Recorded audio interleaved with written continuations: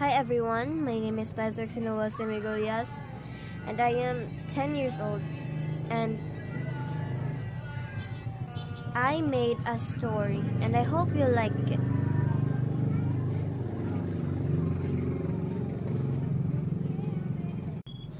Once upon a time, there was a girl named Lily and she was scared of the outside world. So she grew up from her castle walls.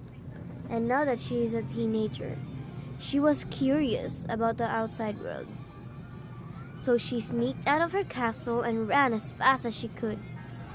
But she was lost. Then she saw a lion. She was scared then.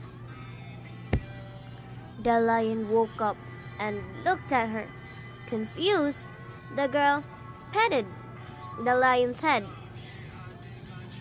A few days later, Lily and the lion became best of friends. Years later, Lily is now an adult, still in the forest, but Lily saw a guard walking towards her. So she shouted, "Mike!" Mike was the lion's name, and the lion came as fast as he could, and killed the guard. And lion was shocked. But her dad saw her and hugged her. Lily was confused of who he is.